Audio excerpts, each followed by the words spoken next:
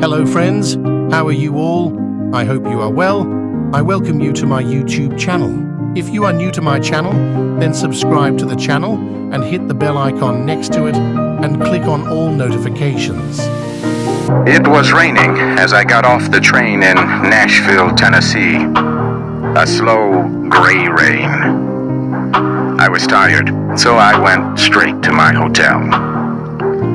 A big, heavy man was walking up and down in the hotel lobby. Something about the way he moved made me think of a hungry dog looking for a bone. He had a big, fat, red face and a sleepy expression in his eyes. He introduced himself as Wentworth Caswell, Major Wentworth Caswell, from a fine Southern family. Caswell pulled me into the hotel's barroom and yelled for a waiter. We ordered drinks. While we drank, he talked continually about himself, his family, his wife, and her family. He said his wife was rich. He showed me a handful of silver coins that he pulled from his coat pocket. By this time, I had decided that I wanted no more of him. I said goodnight. I went up to my room and looked out the window. It was 10 o'clock, but the town was silent. A nice, quiet place, I said to myself as I got ready for bed. Just an ordinary, sleepy southern town. I was born in the South myself, but I live in New York now. I write for a large magazine. My boss had asked me to go to Nashville. The magazine had received some stories and poems from a writer in Nashville named Azalea Adair. The editor liked her work very much. The publisher asked me to get her to sign an agreement to write only for his magazine. I left the hotel at 9 o'clock the next morning to find Miss Adair. It was still raining.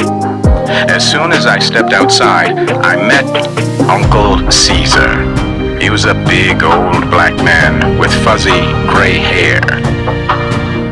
Uncle Caesar was wearing the strangest coat I had ever seen. It must have been a military officer's coat.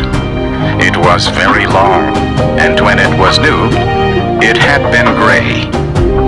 But now, rain, sun, and age had made it a rainbow of colors. Only one of the buttons was left. It was yellow, and as big as a 50-cent coin.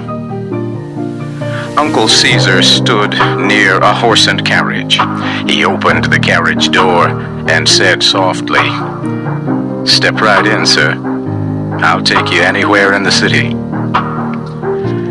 "I want to go to 861 Jasmine Street," I said, and I started to climb into the carriage. But the old man stopped me. "Why do you want to go there, sir?" "What business is it of yours?" I said angrily. Uncle Caesar relaxed and smiled. "Nothing, sir, but it's a lonely part of town. Just step in and I'll take you there right away." 861 Jasmine Street had been a fine house once, but now it was old and dying.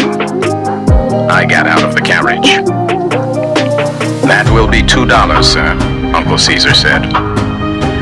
I gave him two $1 bills. As I handed them to him, I noticed that one had been torn in half and fixed with a piece of blue paper. Also, the upper right-hand corner was missing. Azalea Adair herself opened the door when I knocked. She was about 50 years old. Her white hair was pulled back from her small, tired face. She wore a pale yellow dress. It was old, but very clean. Azalea Adair led me into her living room. A damaged table, 3 chairs, and an old red sofa were in the center of the floor. Azalea Adair and I sat down at the table and began to talk. I told her about the magazine's offer. She told me about herself. She was from an old Southern family. Her father had been a judge. Azalea Adair told me she had never traveled or even attended school. Her parents taught her at home with private teachers. We finished our meeting. I promised to return with the agreement the next day and rose to leave. At that moment, someone knocked at the back door. Azalea Adair whispered a soft apology and went to answer the caller. She came back a minute later with bright eyes and pink cheeks. She looked 10 years younger. "You must have a cup of tea before you go," she said. She shook a little bell on the table, and a small black girl about 12 years old ran into the room. Azalea Adair opened a tiny old purse and took out a dollar bill. It had been fixed with a piece of blue paper, and the upper right-hand corner was missing.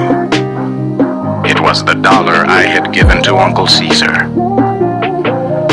"Go to Mr. Baker's store, Impy," she said, "and get me 25 cents worth of tea and 10 cents worth of sugar cakes, and please hurry." The child ran out of the room. We heard the back door close. Then the girl screamed, her cry mixed with a man's angry voice. Azalea Adair stood up. Her face showed no emotion as she left the room. I heard the man's rough voice and her gentle one. Then a door slammed, and she came back into the room. "I am sorry, but I won't be able to offer you any tea after all," she said. "It seems that Mr. Baker has no more tea. Perhaps he will find some for our visit tomorrow." We said goodbye. I went back to my hotel. Just before dinner, Major Wentworth Caswell found me. It was impossible to avoid him. He insisted on buying me a drink and pulled 2 $1 bills from his pocket. Again, I saw a torn dollar fixed with blue paper with a corner missing. It was the one I gave Uncle Caesar. How strange, I thought. I wondered how Caswell got it. Uncle Caesar was waiting outside the hotel the next afternoon. He took me to Miss Adair's house and agreed to wait there until we had finished our business. Azalea Adair did not look well. I explained the agreement to her. She signed it. Then, as she started to rise from the table, Azalea Adair fainted and fell to the floor. I picked her up and carried her to the old red sofa. I ran to the door and yelled to Uncle Caesar for help. He ran down the street. 5 minutes later, he was back with a doctor. The doctor examined Miss Adair and turned to the old black driver. "Uncle Caesar," he said, "run to my house and ask my wife for some milk and some eggs. Hurry." Then the doctor turned to me. "She does not get enough to eat," he said. "She has many friends who want to help her, but she is proud. Mrs. Caswell will accept help only from that old black man. He was once her family's slave." "Mrs. Caswell?" I said in surprise. "I thought she was Azalea Adair." "She was," the doctor answered, "until she married Wentworth Caswell 20 years ago. But that he's a hopeless drunk. He takes even the small amount of money that Uncle Caesar gives her. After the doctor left, I heard Caesar's voice in the other room. Did he take all the money I gave you yesterday, Mrs. Ilya? Yes, Caesar, I heard her answer softly. He took both dollars. I went into the room and gave Azalea a dare $50. I told her it was from the magazine. Then, Uncle Caesar drove me back to the hotel. A few hours later, I went out for a walk before dinner. A crowd of people was talking excitedly in front of a store. I pushed my way into the store. Major Caswell was lying on the floor. He was dead. Someone had found his body on the street. He had been killed in a fight. In fact, his hands were still closed into tight fists. But as I stood near his body, Caswell's right hand opened. Something fell from it and rolled near my feet. I put my foot on it, then picked it up and put it in my pocket. People said they believed a thief had killed him. They said Caswell had been showing everyone that he had $50, but when he was found, he had no money on him. I left Nashville the next morning. As the train crossed a river, I took out of my pocket the object that had dropped from Caswell's dead hand. I threw it into the river below.